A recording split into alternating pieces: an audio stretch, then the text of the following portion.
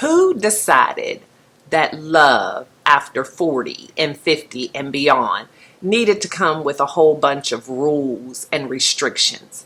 And what if the person who is going to make you happiest for the rest of your life is a bit younger than you or looks completely different than anybody else you've ever dated?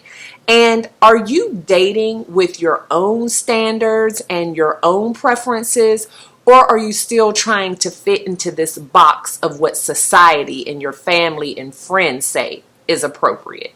Because girl, love after 40 and 50 and beyond should be a whole different game. It doesn't need to look like anything you've ever experienced before in your life. There don't have to be any rules. There don't have to be any guidelines. It just should be about you being paired up and living your life with the person who brings you the most joy.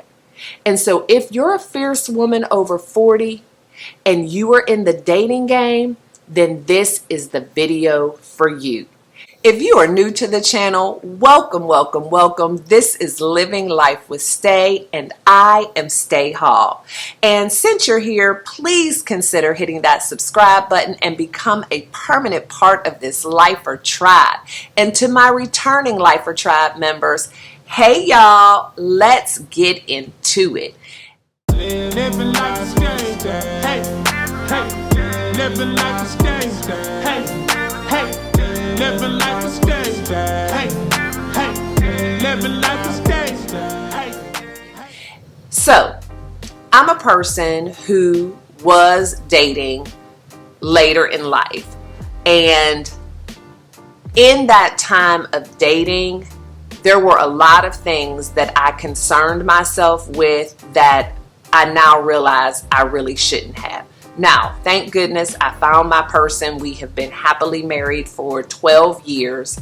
However, when I see my girlfriends now who are my same age and some even older, and they're dating, I recognize some of the things that they're going through and some of the thoughts that they have are some of the same ones that I had when I was dating. And I realize now, if I was in that position, I would do it completely differently. Dating 40 and beyond should be a whole new game than when you were in your teens and 20s and even 30s. Because when we are in those younger years of our life, it's just the way things are that we kind of worry more about what other people think. We kind of want to meet the social standards.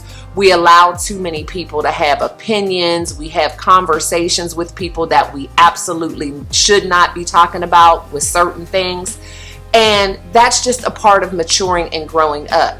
We should no longer be dealing with that when we are 40 and 50 beyond. Dating, when we become mature women, should really be all about what we want, what we desire, and we should have an open mind. We should know that our dating life is no one's business but ours, and we shouldn't be accepting unsolicited advice. And so I thought that it would be nice for us on this Fierce Friday to have a really in-depth, candid conversation about how dating can be a lot more pleasurable if you ditch some of the list, ignore some of the opinions, and just do your own thing. So first of all, dating as a mature woman should have a lot more freedom than it did when you were younger. A lot of us, when we were dating, maybe in our 20s or 30s, possibly already had children, but we had small children. And so you have to be very careful with how you date with small children. Also, when you have small children, they're going to demand a lot of your time. You are the chauffeur, you are the chef, all of the things, right? And so you may not have the time that you need to really be able to nurture and cultivate a good, loving, strong, supportive relationship. And so dating can be a little rocky. Well, once you reach 40 and beyond, Your children are probably of an age where they're more self-sufficient, where you can kind of do your own thing. They're able to get themselves to and fro. They can make their sandwiches and things like that. A lot of us, our children are grown because we're dating at 50, 55. And so our time is all ours, and we don't have to worry about, what am I going to tell my kids if I'm going out on a date? When is the right time to introduce them? It's just different when your kids get older. There's also more freedom in your time as far as career. You are probably someone who is tenured at your job, so you have more flexibility, and so you can do those impromptu lunch dates or maybe go on those weekend getaways or whatever. And so those are the great things about dating when you're older. It's just the freedom that it brings for you to be able to kind of do it how you want to do it and take as much time as you want to take or as little time. You just have the freedom because the only person that you have to really answer to is yourself. So you do whatever it is that you're comfortable with. Sometimes we allow our freedom in dating to be taken away from us because we're going to our sisters and maybe our older daughters and our friends, and we're asking their opinion about things. And so when they say something, they're like, oh, well, you're going out with him already, or you're already going to spend the weekend with him. Oh, I wouldn't do that. Don't do that. Trust yourself. Trust your gut. Because my thought process when it comes to asking opinions on certain things is, if you're asking someone else their opinion, then that means that you're not really sure, or you're looking for someone to talk you out of something. Because when you know, then you don't really seek advice from other people. And so if you feel like you need to seek somebody else's advice, maybe before you do that, you should just have a real clear conversation with yourself about why it is that you feel like you are so in need of someone else's validation. Another part about dating when we're older, we seem to feel like we have to date someone who is our same age or older because we're afraid of the cougar moniker, which is so ridiculous. I don't know where that came from or what that even means. Like, do the animals, cougars, normally have mates that are younger than them? Like, I don't get what that means. Or does it mean because we're older, we're like spicy and trying to get our claws into younger men?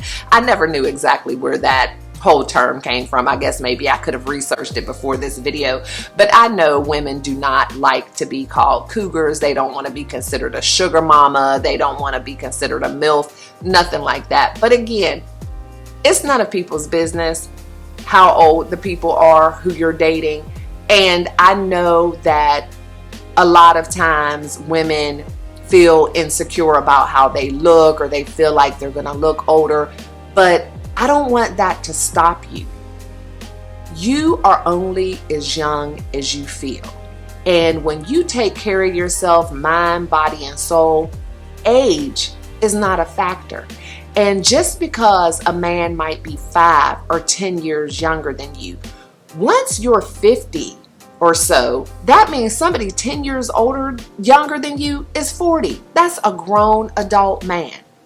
And so why would you pass up on who could possibly be the person that you have been waiting for your entire life just because of the date on their birth certificate? We should be mature enough to not worry about what other people are going to think, not worry about the opinions of other people, and spend our time and invest in relationships that make us feel good, no matter how old the other person is. There are many people who are mature beyond their years. You know, those people who we say are the old souls. And they can really compliment us in a great way. Having that younger personality, that younger energy around can actually help you to be more youthful, help you to try some different things, help you to get that zest for life back. If you have great conversation and you feel a chemistry and a connection, why would you let someone's birth date keep you from experiencing all that may have to offer?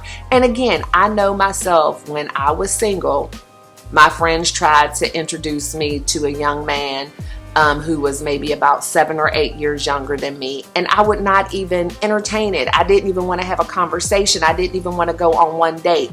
And I can't say I regret that now because I met my husband, but in a way I regret that now just because I hate that I was so closed-minded, and I hate that at my big age I was still so concerned about how things looked or what other people would say. I would do it completely differently now, and I want to encourage you all to do the same thing. Who cares what other people say? They're not a part of your relationship. They're not fulfilling that companionship in your life. And trust and believe, the people who have the most opinions are usually the ones who are doing exactly what they want to do, no matter what anyone else has to say. And so change that age grouping on your dating app and just give it a try. If that's something that you have shied away from, just have the conversation. Go out for coffee, go out for dessert, because you never know what you might find when you open yourself up just a little bit. Another thing is crossing those cultural and racial lines. I know especially for Black women, that is something that was frowned upon when we were younger.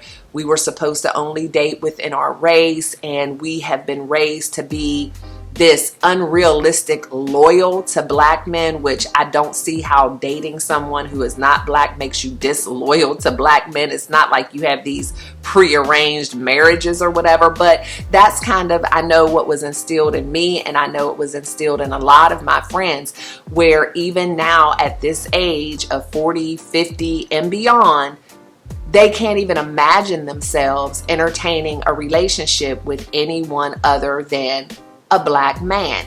And when they're asked why, they can't even really truly give you an answer, because it's basically because that's how I was raised, or that's what I was taught. I've never done it before. And this world is full of so many phenomenal, dynamic people of so many different races and ethnicities and cultures that, again, we are allowing ourselves to miss out on who could possibly be the person who is meant for us simply because of the color of their skin or their cultural background, which really has nothing to do with how two people interact. When you have a lot of things in common, when you have a lot of things that you can talk about, when you just have that chemistry and that connection, what difference does the color of one's skin make? But of course, it always goes back to, what's it going to look like? What are other people going to think? How is my family going to accept this? Which none of those things matter in the grand scheme of things, because what you are doing is what is best for you. You are doing what fills your cup. You are doing what makes you happy. And when you just put yourself in this little what's the word I'm looking for? This little space where you only have certain people that you can choose from, certain people that you can entertain, then you are limiting yourself. I hear all the time the phrase, there's pee in the dating pool. Well, maybe you need to jump into a deeper pool. Maybe you need to go into this wide ocean that's out there and quit worrying about the pool and go into this ocean that is full of all different types of fish of all different ages, shapes, sizes, ethnicities, and everything else, and really take advantage of what this world has to offer. Just because someone has a different skin color, just because someone was raised a little differently, does not mean that they could not be the absolute perfect match for you. Because think about it this way, as Dr. Phil would say, you've been doing it this way for a long time. How's that been working for you? If all you've ever dated is Black men and you still are not in a relationship, you're still not married. And again, this video is only for women who have this desire, because I understand that a lot of women don't have a desire to be in a committed, serious, romantic relationship. They don't have a desire to be married, and that is absolutely fine. This is for the women who do have that desire and just can't figure out why it's not happening for them. These are some of those reasons. And so, as I said, if you've only been dating Black men, How's that working for you? If you still haven't found your mate, then maybe that's because you need to start doing something differently. What is the definition of insanity? Doing the same thing over and over and over again and expecting a different result. If you keep dating the same type of man from the same backgrounds, the same race, maybe that's what you need to change. Do something differently. And what does it hurt? All you can do is try. If it doesn't work, then you just move on, because evidently the past relationships haven't been working either. So why not try something different? You have nothing to lose. I just hate to see people box themselves in. And that's kind of what I was looking for earlier when I was doing this. Box themselves in and miss out on what could be the best thing to ever happen to them. Now, I know a lot of you might be looking at this and saying, well, Stae, it's easy for you to say, because even though you were dating when you were older, you still married a black man and he is a little bit older than you, only by 3 months. And so it's easy for you to say all of this. But let me tell you what my limiting belief was about dating that I thought for me. My husband was a pastor, a minister, and I had in my mind, for a plethora of reasons that I'm not even going to discuss on this video, that I would never date a preacher or a pastor. And it was things that had been told to me, things that I had seen, and I was just like, no. And so when I met my husband and I knew that he was a pastor, I automatically was like, no, I'm not doing that. I would never date a pastor. I don't want to be a first lady. All the things. My husband was persistent, and I'm glad that he was persistent. And I'm so glad that I did not let that thought, that idea, keep me from dating my husband. We talked about it. We did it. I was a first lady for 5 years. I survived. My husband is still a minister, and we're great. And so even though I am not dating someone who's younger than me, or didn't marry someone who's younger than me, or someone who's of a different race, it still was a belief that I had, this strong stop, like, nope, preacher, not doing it. I had to get outside of my comfort zone, and it ended up being the best thing that I ever did. And so that's all I'm asking you to do, is just do something different. Love without limits. Don't restrict yourself to the same old, because all you're going to get is the same old, same old. Ditch the list. That's something that really is so funny to me. We have these lists of what we want in a mate, right? And of course, it's all positive, great stuff. And a lot of it is just about the visual, right? He has to be at least 6 foot, whatever, caramel brown, green eyes, wavy hair. He has to be good to his mom. He has to be making 6 figures, high 6 figures. He needs to be a professional man. He needs to be whatever. But the thing is, if that list then was turned on you, would you be able to check all those boxes for somebody else? Probably not, because most of us can't, because guess what? Our list is normally perfection. And no one is going to be able to offer that, right? And so we're looking for something, first of all, that we can't even provide to someone else. And we're also looking for something that's pretty much impossible, because that means perfection in our eyesight. How many times are you going to put on the list that you want a guy who snores, right? Or you want someone who maybe hogs the covers, or someone who, just whatever it is that would be irritating. You're not going to put that on the list. But guess what? You're going to get that. There's going to be something. Everyone has some flaws. Everyone has their little quirks. And that's okay. That's what makes us individuals. That's what makes us interesting. We have quirks too, and we're going to want someone to accept ours as well. One thing that I loved about Tyler Perry's movie, How Did I Get Married, or Why Did I Get Married, is that whole 80-20 rule. And that's true. 80% is great. That's a big number, and you're probably only bringing 80% as well. And so ditch the list, because if your list says that your guy needs to be at least 6'2", and there is this 5'11" gentleman who is ready to sweep you off your feet, support you, love you, and care for you, are those few inches really worth your happiness and your future? Like, that makes absolutely no sense. Also, when it comes to finances, at this big age, most of us are financially stable. We have our own homes. We own our own cars. We're going on vacations. We're eating out. We're doing all the things. But we have allowed society and our family and friends to tell us that a man needs to come to the table making more money than you, being the breadwinner, and all these things, when it's not even necessary for your survival, right? Because you're doing it. You got it together. But we will pass on a man who is making $75,000 a year because that's not enough for us because we're making $150,000. That makes absolutely no sense to me.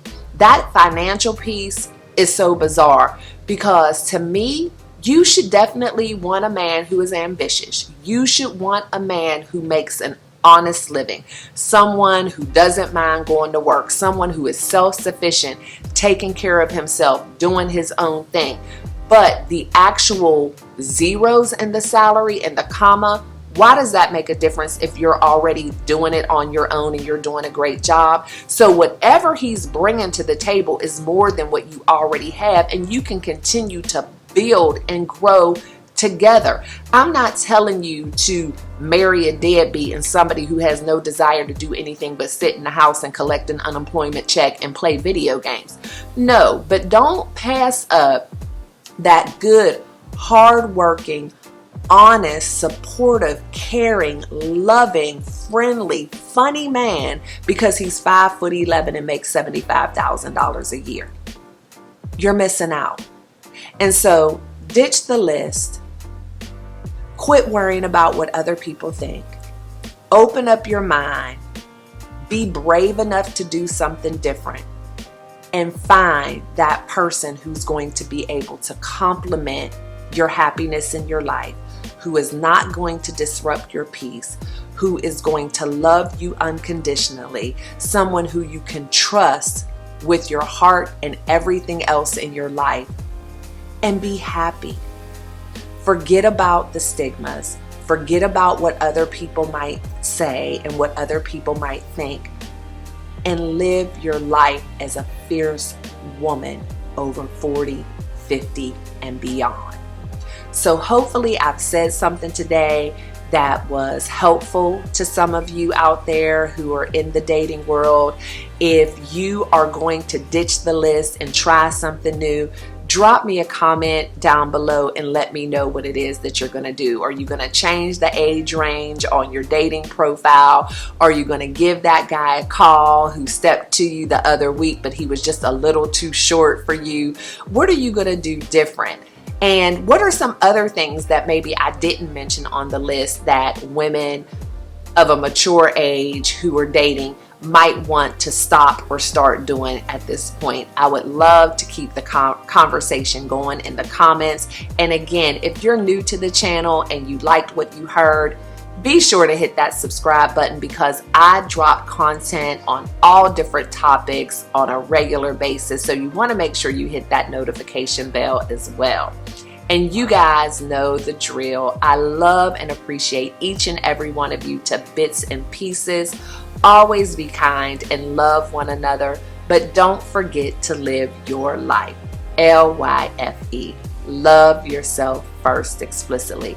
And I'll see y'all in the next one. Bye. Living like a Stae. Hey, hey. Living like a Stae. Hey, hey. Living like a Stae. Hey, hey. Living like a Stae. Hey, hey. Love yourself first, explicitly. You owe it to yourself to move with that energy. Empower your self-esteem. Self-love is king. That's the only way to win. That's how you empower your dream. Living like a Stae. Hey, hey. Living like